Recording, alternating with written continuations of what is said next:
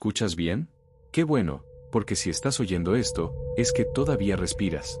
Ponete cómodo, búscate un lugar seguro y presta atención. Si sos nuevo por acá, ya sabes, suscríbete y contame de dónde nos escuchás. Vamos a darle a la historia, porque el tiempo es lo único que no se recupera.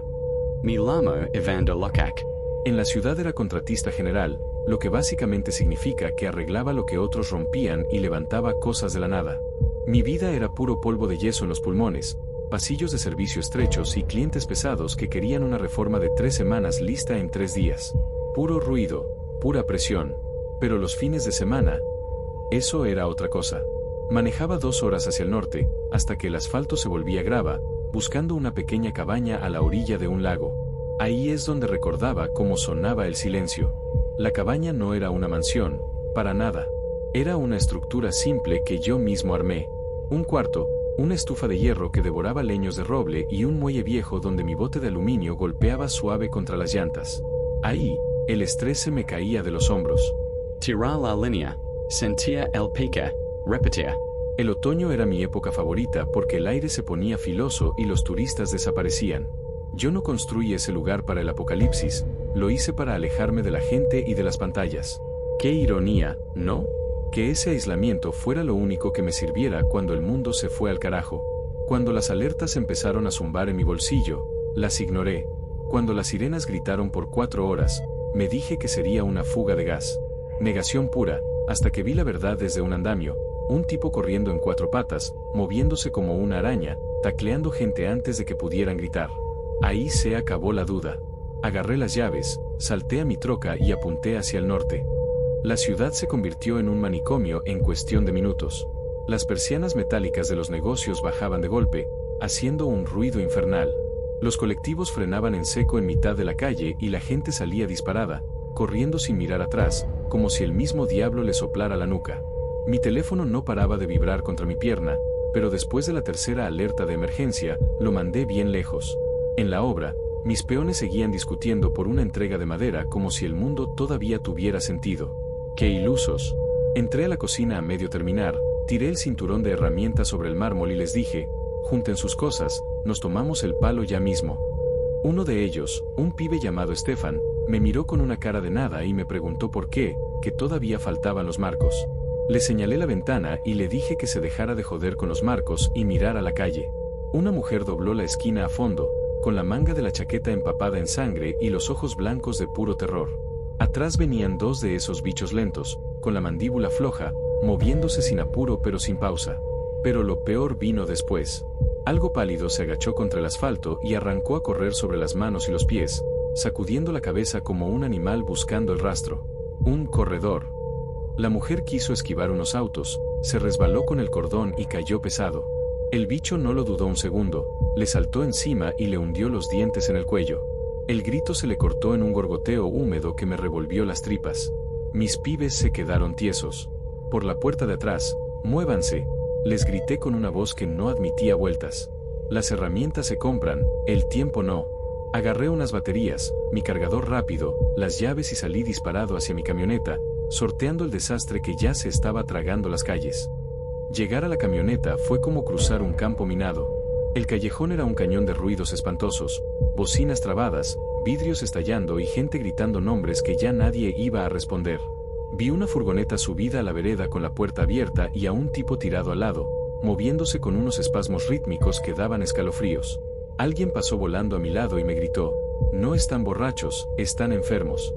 Al fondo, otro corredor enganchó a un tipo de traje y lo estampó contra una pared de ladrillos con la fuerza de un jugador de fútbol americano.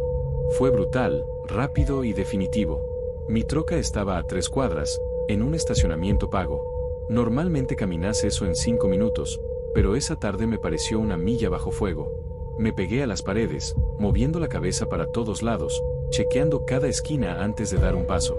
Vi a un caminante lento cruzar la calle como un sonámbulo hasta que un taxi lo levantó por el aire. El chofer pegó el volantazo, chocó contra una camioneta estacionada y ahí se armó el lío gordo. La gente bajaba de los autos a los gritos, pero el griterío se volvió puro terror cuando aparecieron 2 corredores por la vereda de enfrente, moviéndose bajito como perros de caza. No me quedé a ver quién sobrevivía. Cerca del lote de autos, Había una fila en un cajero automático. La gente le gritaba a la pantalla porque no escupía guita lo suficientemente rápido para salvarlos. Dos lentos se acercaron atraídos por el quilombo. Nadie reaccionó hasta que uno agarró a una mujer del hombro. Ella pegó un grito, la fila se desparramó y alguien sacó un fierro y disparó. El estruendo rebotó en los edificios como un látigo. Los corredores giraron la cabeza al unísono. Metí el código de la puerta del estacionamiento con las manos temblando, subí a la troca y el motor arrancó a la primera.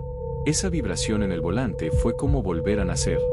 Llegar a la camioneta fue como cruzar un campo minado. El callejón era un cañón de ruidos espantosos, bocinas trabadas, vidrios estallando y gente gritando nombres que ya nadie iba a responder. Vi una furgoneta subida a la vereda con la puerta abierta y a un tipo tirado al lado, moviéndose con unos espasmos rítmicos que daban escalofríos. Alguien pasó volando a mi lado y me gritó: "No están borrachos, están enfermos". Al fondo, otro corredor enganchó a un tipo de traje y lo estampó contra una pared de ladrillos con la fuerza de un jugador de fútbol americano.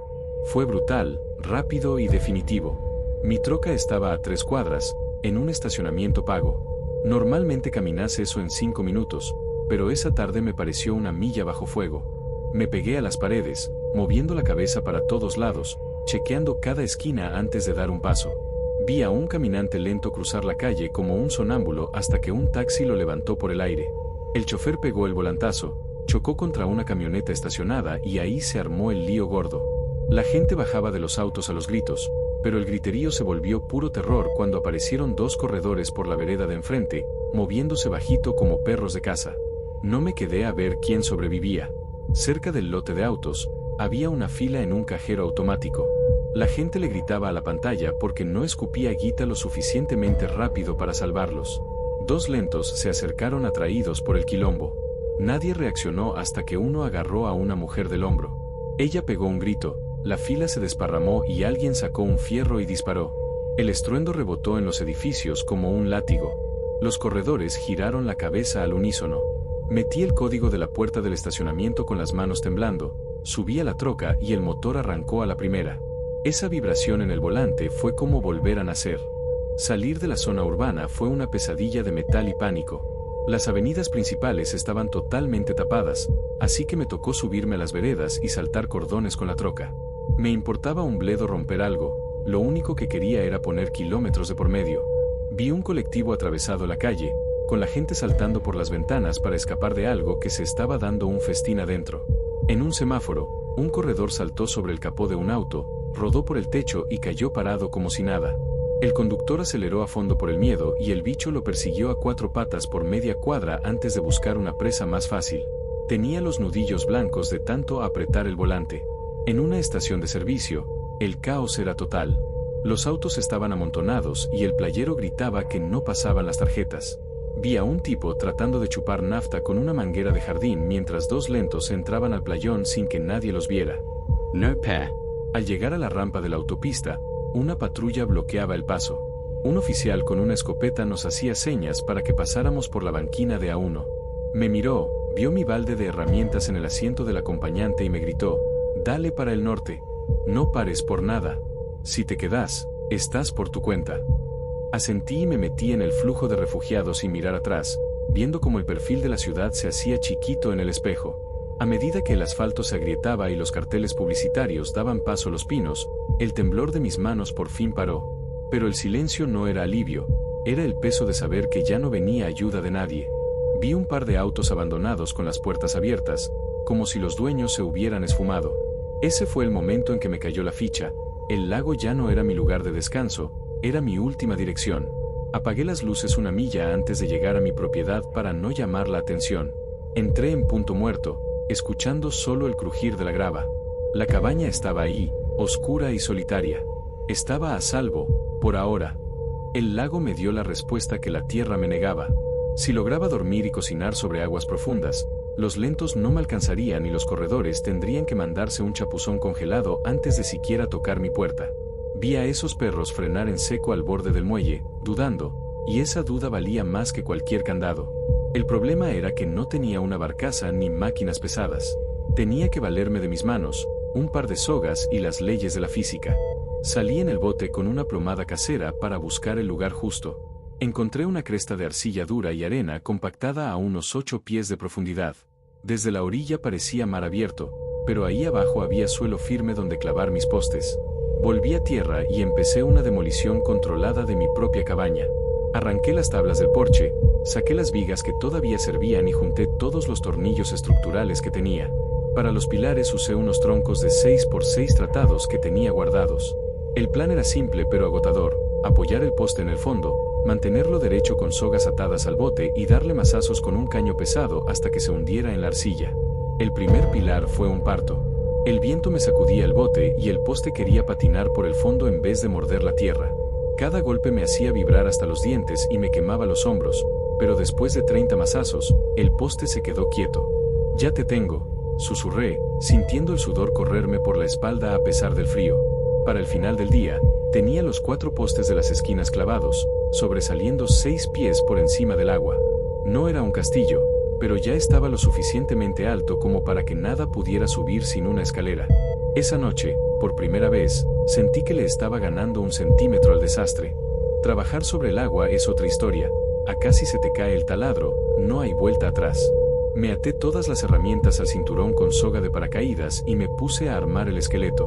Crucé unas vigas largas entre los postes y ajusté los bulones hasta que las arandelas se hundieron en la madera. Cuando terminé de poner las diagonales para que las olas no me retorcieran la estructura, el balanceo desapareció. El piso lo armé tabla por tabla, dejando un pelín de espacio para que el agua de lluvia drene bien. Con cada tornillo que clavaba, la plataforma se sentía más como un hogar y menos como un balsa loca. El sol se estaba mandando a mudar atrás de los pinos y el frío empezó a morder en serio. Podría haber vuelto a la cabaña de la costa, a mi cama calentita, pero eso era mantener el cordón umbilical con el peligro. Armé mi catre de lona en el centro de la plataforma y tiré una lona azul por encima, enganchándola con cuerdas elásticas para que el viento no me la volara. La cena fue bien guerrera: fideos instantáneos servidos en un anafe de butano, comiendo directo de la olla para no perder calor. Cada ruidito del lago me hacía saltar, pero cuando miraba hacia la orilla, veía las sombras de los lentos chocando contra los árboles y me sentía un genio. Esa primera noche fue movidita. La lona latigueaba con el viento y el roce de la madera me mantenía alerta, pero estaba fuera de su alcance. Al amanecer, con la escarcha cubriendo las tablas, me tomé un café mirando la orilla por los binoculares. Vi a un perro infectado olfateando mi rastro en el muelle, dando vueltas frustrado porque el olor se cortaba en el agua. Seguí participando, Pichicho, pensé con una sonrisa amarga. Ahora necesitaba paredes de verdad y un fuego que no me incendiara el rancho, porque el invierno no iba a tener piedad de nadie. Trabajar sobre el agua es otra historia. A casi se te cae el taladro, no hay vuelta atrás. Me até todas las herramientas al cinturón con soga de paracaídas y me puse a armar el esqueleto. Crucé unas vigas largas entre los postes y ajusté los bulones hasta que las arandelas se hundieron en la madera. Cuando terminé de poner las diagonales para que las olas no me retorcieran la estructura, el balanceo desapareció. El piso lo armé tabla por tabla, dejando un pelín de espacio para que el agua de lluvia drene bien. Con cada tornillo que clavaba, la plataforma se sentía más como un hogar y menos como un balsa loca. El sol se estaba mandando a mudar atrás de los pinos y el frío empezó a morder en serio. Podría haber vuelto a la cabaña de la costa, a mi cama calentita, pero eso era mantener el cordón umbilical con el peligro. Armé mi catre de lona en el centro de la plataforma y tiré una lona azul por encima, enganchándola con cuerdas elásticas para que el viento no me la volara. La cena fue bien guerrera: fideos instantáneos servidos en un anafe de butano, comiendo directo de la olla para no perder calor. Cada ruidito del lago me hacía saltar, pero cuando miraba hacia la orilla, veía las sombras de los lentos chocando contra los árboles y me sentía un genio. Esa primera noche fue movidita. La lona latigueaba con el viento y el roce de la madera me mantenía alerta, pero estaba fuera de su alcance. Al amanecer, con la escarcha cubriendo las tablas, me tomé un café mirando la orilla por los binoculares. Vi a un perro infectado olfateando mi rastro en el muelle, dando vueltas frustrado porque el olor se cortaba en el agua. Seguí participando, Pichicho, pensé con una sonrisa amarga. Ahora necesitaba paredes de verdad y un fuego que no me incendiara el rancho, porque el invierno no iba a tener piedad de nadie. La plataforma ya no era un experimento, era mi obra de construcción más importante. Pero estar ahí arriba expuesto al viento era como vivir en una heladera. Necesitaba paredes y las necesitaba ayer. Volví a la cabaña de la orilla en un viaje relámpago, moviéndome como un fantasma. Los lentos seguían ahí, arrastrando los pies por el patio con esa mirada perdida. Con una palanca de hierro, empecé a destripar mi propia casa, saqué los marcos de las paredes internas y los tablones de las habitaciones. Mientras cargaba la madera en el bote, escuché un galope pesado en el bosque. No era un ciervo, era ese ritmo de 4 patas que te hiela la sangre. No me quedé a preguntar, salté al bote y salí de ahí a todo motor. De vuelta en la plataforma, armé los marcos de las paredes tirado en el piso, al estilo tilt-up. Eran paneles de 7 pies que después levantaba a puro pulmón y atornillaba a la base. Para el techo, usé unas chapas de metal galvanizado que estaban todas oxidadas pero que aguantaban cualquier tormenta. El sonido del viento golpeando el metal era música para mis oídos porque significaba que ya no me iba a mojar. Pero el frío seguía ahí, metiéndose por cada rendija, esperando a que me durmiera para congelarme los huesos. La solución fue un barril de grasa de 30 galones que encontré en el galpón. Le corté una puerta, le puse bisagras y le inventé un tiraje con unos caños de estufa. Poner fuego sobre una plataforma de madera es jugar con fuego, literalmente, así que le hice una base de piedras de río y placas de cemento para que el calor no me quemara el piso. Esa noche, cuando encendí el primer fueguito dentro del barril, el aire cambió. El metal empezó a crujir al expandirse y el calorcito se quedó atrapado entre las 4 paredes. Por primera vez en semanas, me saqué las botas y sentí que la vida era posible. La luz de las velas está muy bien para las películas, pero para laburar de noche necesitas corriente. El generador de la cabaña hacía un ruido que se escuchaba hasta en la China, así que me fui de pesca, pero de repuestos. Me acerqué a la marina del pueblo, moviéndome como una sombra entre los botes abandonados, y me llevé un microgenerador eólico de un velero. Lo monté en un poste de acero reforzado con vientos de alambre en una esquina de la plataforma. Cuando el viento del lago empezó a hacer girar las aspas con ese silbido finito, y vi el LED verde del controlador de carga brillar, sentí que le había ganado otra batalla al destino. Una tarde, mientras chequeaba la tensión de los cables, vi algo raro en el agua. No era un tronco. Era una balsa de telgopor y madera podrida que venía a la deriva, moviéndose de forma errática. Con los binoculares vi a una figura hecha un ovillo, remando con un pedazo de tabla que apenas tocaba el agua. No era un ataque, era pura desesperación. La corriente la traía derechito hacia mis postes. No podía dejar que se me estampara contra la estructura, así que bajé al bote, arranqué el motor bajito y salí a interceptarla. «¡Quieta ahí! No te acerques más», le grité mientras mantenía la distancia, con la mano cerca del cinturón. La mujer levantó la cabeza, estaba pálida como un papel y temblaba tanto que la balsa vibraba. Se presentó como Esbea. Me juró por lo más sagrado que no estaba mordida ni herida, y hasta se bajó el cuello de la campera y se subió las mangas para mostrarme la piel roja por el frío, pero limpia de marcas. La miré a los ojos y vi que decía la verdad. La remolqué hasta la plataforma, le tiré una soga y la hice subir primero. Le pasé ropa seca y una manta al lado de la estufa mientras yo vigilaba la puerta. Ahora ya no estaba solo, tenía una testigo de mi locura, o quizás, una aliada para lo que se venía. Con la llegada de Esbea, el espacio se volvió un tesoro que había que administrar con pinzas. Ella resultó ser una máquina de organizar. En 2 días, las latas estaban alineadas por fecha de vencimiento y el rincón de las herramientas parecía una farmacia. Pero la paz no dura nada en este mundo. Una mañana, mientras Esbea filtraba agua, divisamos otra balsa. Esta vez era un tipo llamado Lucas, que venía escapando de una jauría de perros infectados en el pueblo. Estaba hecho bolsa, con el hombro dislocado pero sin un rasguño de bicho. Lo subimos, le acomodamos los huesos entre gritos ahogados y de repente, éramos 3 en 100 pies cuadrados. Escuchen bien, les dije una noche mientras la estufa castañeteaba, acá no se regala nada. Si quieren techo, tienen que laburar. Lucas, que resultó ser un bocho de la electricidad, se puso a tunear el sistema del generador eólico para que las baterías no sufrieran tanto. Esbea se encargaba del inventario y de la higiene, que era nuestra religión. Establecimos turnos de guardia, 2 horas de ojo abierto y 4 de sueño, de sol a sol. Si alguien escuchaba un chapoteo o un motor, nos despertábamos todos sin chistar. La plataforma se volvió un sistema vivo, una microsociedad donde cada uno tenía que cuidar la espalda del otro para no terminar siendo comida de peces. Pero la cosa se puso espesa cuando miramos hacia la costa con los binoculares. Empezamos a ver columnas de humo gris saliendo de unas cabañas de verano al final de la bahía. No eran infectados, eran personas, y se estaban armando un fuerte con empalizadas y fogatas enormes. Lucas miró el humo con los ojos achicados y soltó: «Esos no son sobrevivientes buscando paz, Evander. Se están repartiendo el territorio. Y tarde o temprano, van a mirar hacia el agua. Tenía razón. Éramos una caja de suministros flotante y muy tentadora. Empezamos a vivir como sombras, bajando el brillo de la linterna y hablando en susurros, sabiendo que el lago ya no estaba tan vacío como pensábamos. El invierno se nos vino encima como un camión sin frenos. El lago empezó a humear por la diferencia de temperatura y las paredes de madera de la cabaña crujían como si se fueran a partir al medio. El laburo de Svea con el sellador y las mantas pesadas en la puerta fue lo único que evitó que nos convirtiéramos en cubitos de hielo. El consumo de leña se fue a las nubes y eso nos obligaba a salir más seguido a la orilla, una timba que cada vez nos gustaba menos. Lucas se pasaba las horas pegado al controlador de carga, rezando para que el viento no rompiera las aspas de la turbina. Una noche, mientras Lucas cubría su turno de guardia, escuchamos un golpe seco contra uno de los postes. Nos levantamos de un salto, con el corazón en la boca y las manos en los fierros.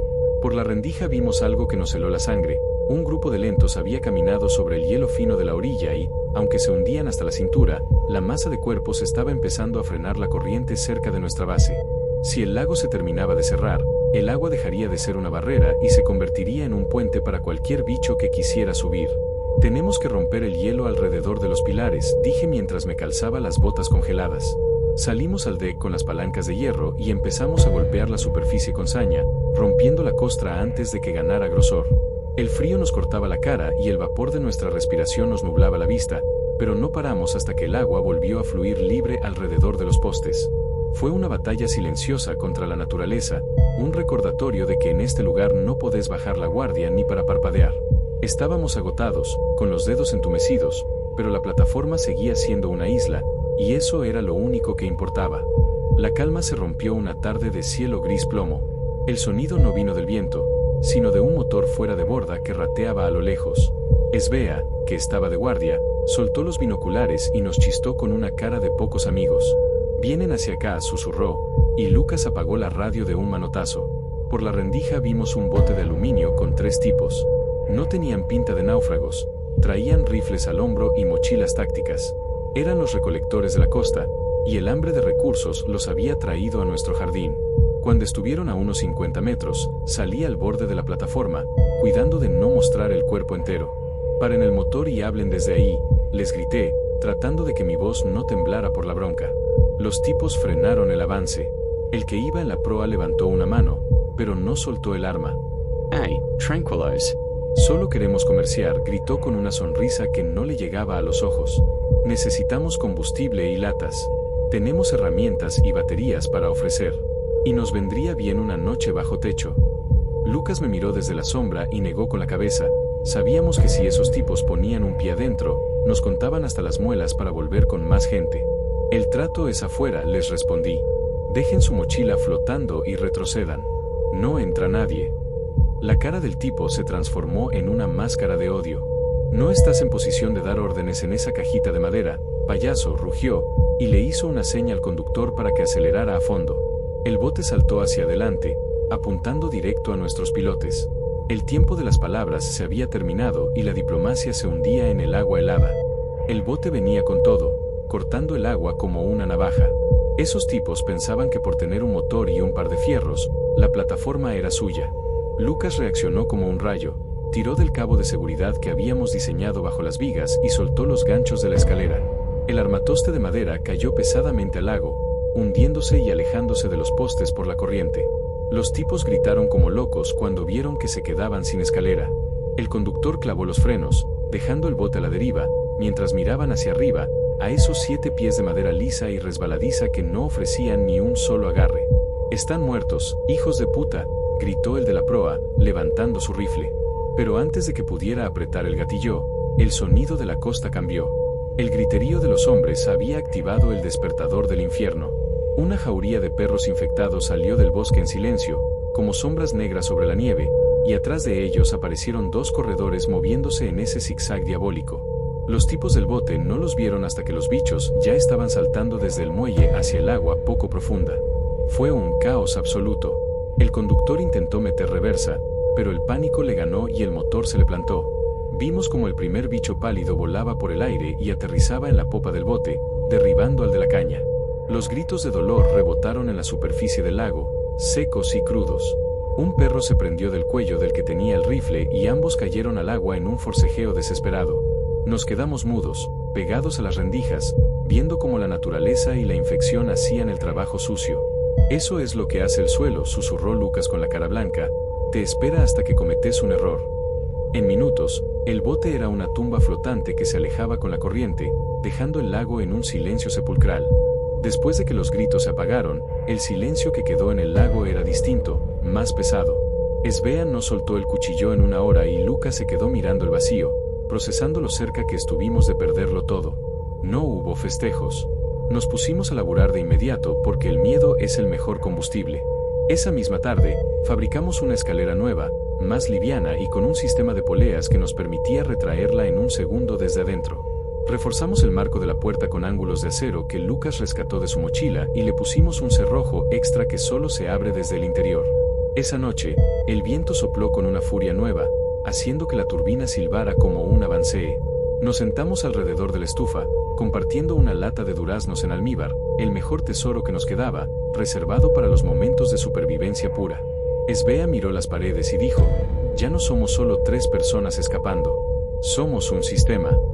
Y tenía razón. La plataforma no era solo madera y clavos, era nuestra voluntad de no ser tragados por la tierra. Miré a mis compañeros, las caras curtidas, las manos llenas de callos y cortes, pero los ojos bien despiertos. Afuera, el lago empezó a cerrarse de verdad.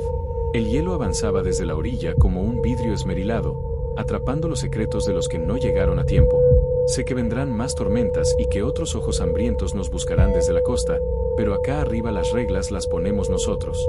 Mientras el viento sople, habrá luz, mientras el fuego arda, habrá calor, y mientras nos cuidemos la espalda, habrá mañana.